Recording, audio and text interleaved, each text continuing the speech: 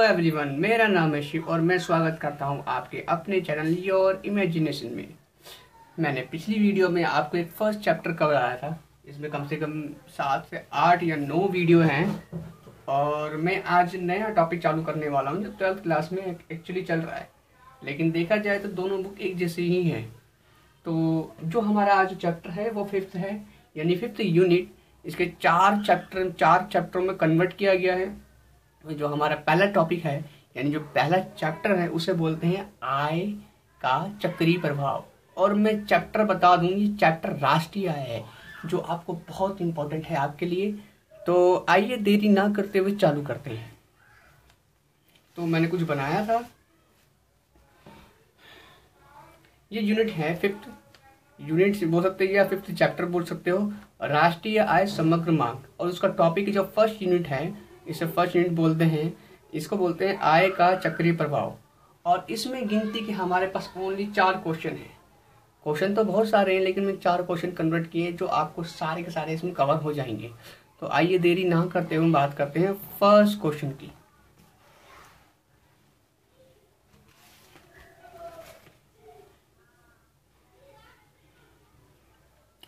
जी, हमारा first question है आय का चक्रीय प्रभाव की अवधारणा को विस्तार से समझाइए। आय का चक्रीय प्रभाव होता क्या है, मैं थोड़ा समझा देता हूँ फिर इसको विस्तार समझाता हूँ। तो बेसिकली आय का चक्रीय प्रभाव 3 चरणों में डिवाइडेड है। पहला होता है उत्पादन चरण। इस उत्पादन चरण में वस्तु में सेवाओं का निर्माण किया जाता है और ये निर्माण भूमि, श्रम, पूंजी इनके द्वारा किया जाता है। जब वस्तु सेवाओं का निर्माण किया जाता है तो जो भूमि, श्रम, पूंजी उद्यम है इनके द्वारा आय का निर्माण होता है। इनके ही दूसरे रूप में जिसे हम बोलते हैं, भूमि से मिलता है किराया, श्रम से मिलती है मजदूरी, पूंजी से मिलता है ब्याज। और ये हैं उत्पादन के साधन। इसे हम बोलते हैं उत्पादन के साधन और इसे बोलते हैं उत्पादन के साधन द्वारा प्राप्त आय। अब इस आय को हम मौद्रिक आय में कन्वर्ट कर लेते हैं, यानी पैसा के नोट हो गए, ठीक है। अब इनका निर्माण तो कर लिया उन्होंने, उत्पादन करके आय का निर्माण कर लिया। अब इस आय के निर्माण को व्यक्ति कहाँ पे खर्च करेगा, तो व्यय करेगा, यानी खर्च करेगा। उसे देखो हम यहाँ बोलते, इसे बोलते हैं व्यय चरण। अब देखो भूमि, श्रम, पूंजी, उद्यम ये क्या उत्पादन के साधन है। इनके द्वारा प्राप्त आय, कौन सी आय, किराया, मजदूरी, ब्याज को वस्तु व सेवाओं पर खर्च करेगा। यानी क्या है, कुछ व्यक्ति वस्तु का निर्माण करते हैं और उन्हीं व्यक्ति जो काम करते हैं, निर्माण करते हैं, वो आय का निर्माण करते हैं फिर उत्पादन द्वारा। अब उस आय को मौद्रिक आय में कन्वर्ट करके उसी वस्तु को खरीदते हैं दूसरे व्यक्ति और उसे ही बोलते हैं व्यय चरण। जितना अधिक व्यय होगा उतना अधिक उत्पादन होगा और जितना अधिक उत्पादन होगा उतना अधिक आय का निर्माण होगा और जितना अधिक आय का निर्माण होगा उतना ही व्यय का भी निर्माण होगा। यानी कि चक्र निरंतर चलता रहता है। इसे ही बोलते हैं हम आय का चक्रीय प्रभाव। आई होप को ये समझ में आ गया होगा। अब मैं थोड़ा सा और विस्तार समझाता हूँ और सरल भाषा में नेक्स्ट पेज पे। आइए देरी ना करते हुए चलते हैं।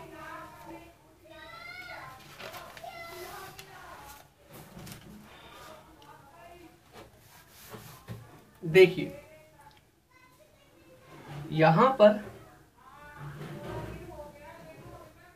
आय के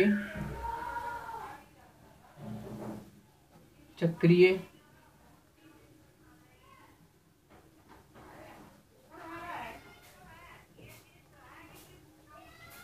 प्रभाव से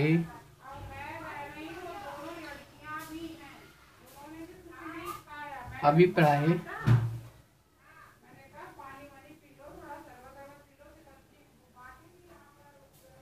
अर्थव्यवस्था के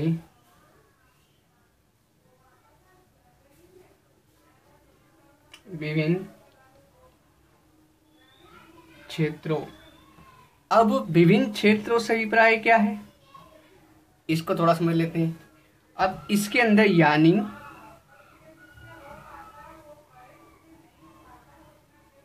प्राथमिक क्षेत्र जिसमें किसान आते हैं।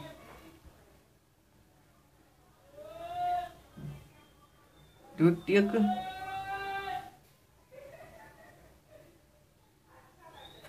क्षेत्र में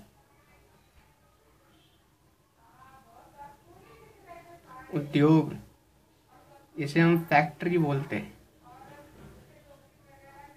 फैक्ट्री आदि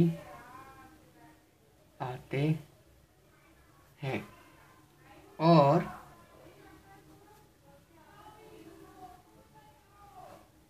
तृतीय क्षेत्र में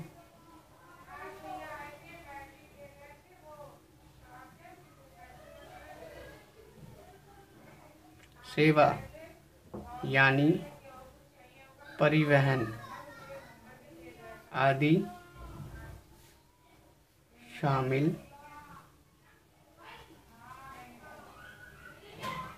हैं। आपको ये समझ में आ गया होगा कि प्राथमिक क्षेत्र किसे कहते हैं, द्वितीय क्षेत्र किसे कहते हैं, और तृतीय क्षेत्र ये हमारे पास है। मैं थोड़ा इसको हाईलाइट कर देता हूं, आपके समझ में आ जाएगा। प्राथमिक क्षेत्र, द्वितीय क्षेत्र और तृतीय क्षेत्र, ठीक है। तो इसमें 3 क्षेत्र होते हैं। अब ये बात करता है आय के चक्रीय प्रभाव से अभिप्राय अर्थव्यवस्था विभिन्न क्षेत्र यानी प्राथमिक क्षेत्र, द्वितीय क्षेत्र और तृतीय क्षेत्र शामिल हैं, ठीक है।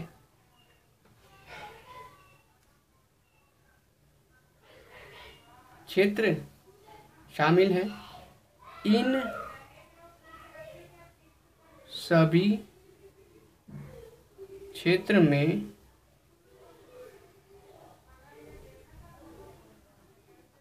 वस्तुओं व सेवाओं तथा मुद्रा, इसे हम बोलते हैं पैसा, की प्रवाह को ही आय का चक्रीय प्रभाव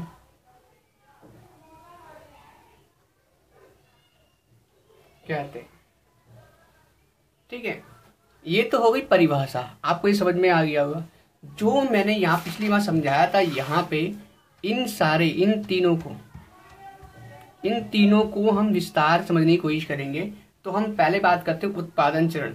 ये कहता क्या है, आइए देखें।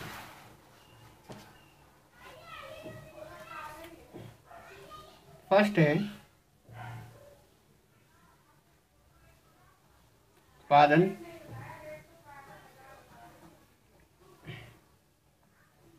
चरण। अब इसमें क्या है,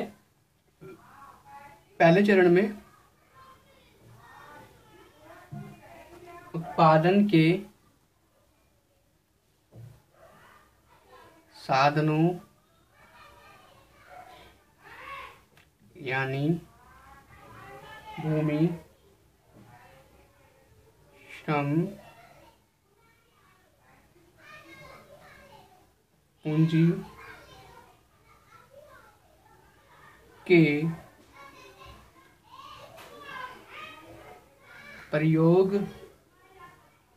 प्रयोगों के फलस्वरूप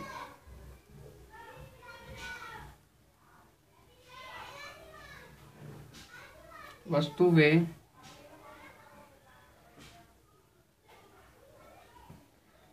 सेवाओं का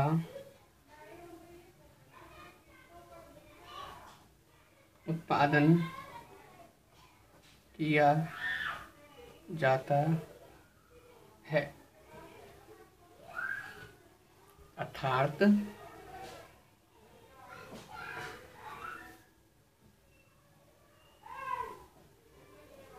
उत्पादन के साधनों से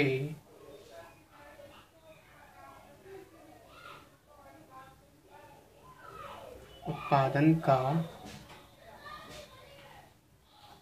सृजन यानी निर्माण होता है। इसे हम उत्पादन चरण कहते हैं। बस वही चार्ट में जो लिखा था उसे मैंने बस अपनी ही भाषा में, अपनी ही लैंग्वेज में मैंने उसे उतार दिया है और कुछ भी नहीं किया है इसके अंदर। आप भी चाहो तो उसको डायग्राम को समझ के ही विचार कर सकते हो। बस ये डेफिनेशन है जो मैंने ऊपर समझाई थी, इसको आपको ध्यान में रखना होगा। ठीक है, अगर चाहो तो जो मैंने हाईलाइट कर रखी है, यहाँ से हाईलाइट यानी से लेकर आप तृतीय तक शामिल है, यहाँ तक इसको स्किप कर सकते, का प्रॉब्लम नहीं है। ठीक है, और अगर हम बात करें अगले चरण की, जिसे हम बोलते हैं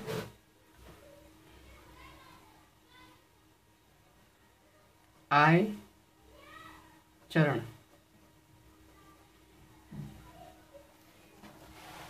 आइए इसके बारे में पढ़ते हैं।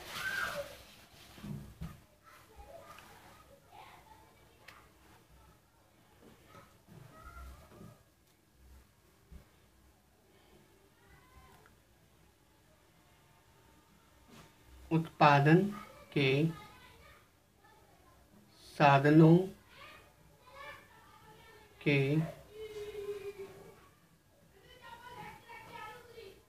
प्रयोगों के फल स्वरूप जो हमें प्राप्त होता है, जैसे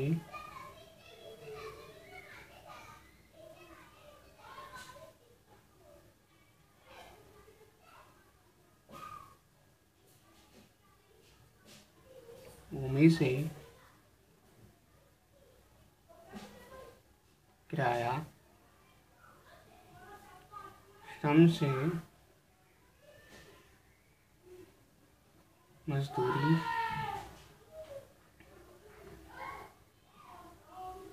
पूंजी से ब्याज,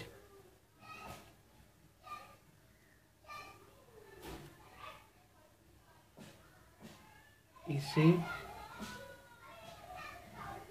ही हम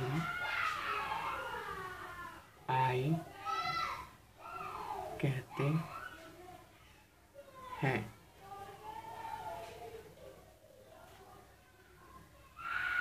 जिसे हम आय चरण कहते हैं। अब आपको ये समझ में आ गया होगा कि दूसरा क्या था हमारा, क्या है, जो मैं चार्ट बनाता हूँ उसे ही विस्तार से कन्वर्ट करके उसकी डेफिनेशन लिख रहा हूँ, देख देख कर उस चार्ट को ही समझ कर। आप भी चाहे तो ऐसा कर सकते हैं। तो आगे हम चलते हैं, जो हमारा लास्ट रह गया है, इसे बोलते हैं व्यय चरण।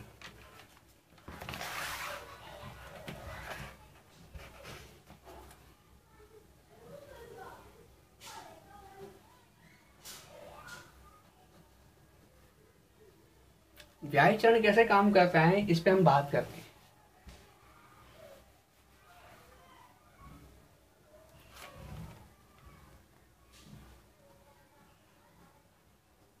जब लोग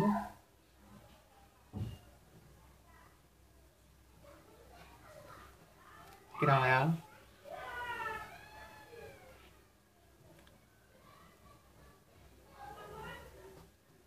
मजदूरी, ब्याज आदि आय को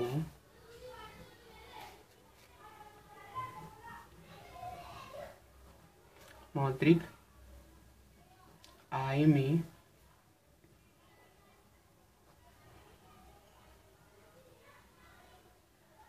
बदलकर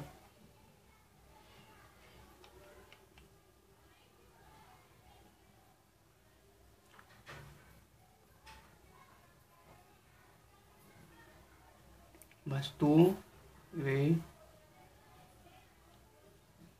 सेवाओं पर खर्च किया जाता है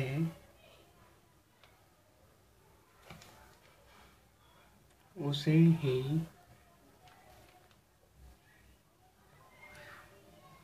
व्यय यानी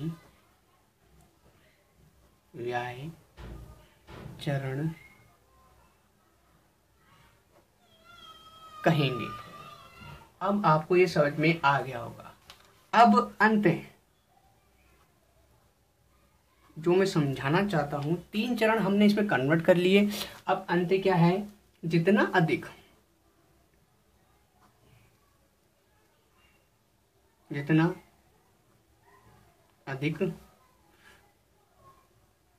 उत्पादन होगा उतना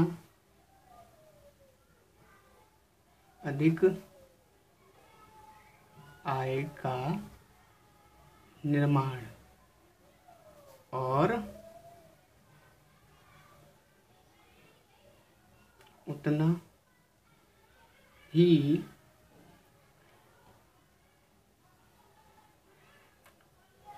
व्यय भी होगा।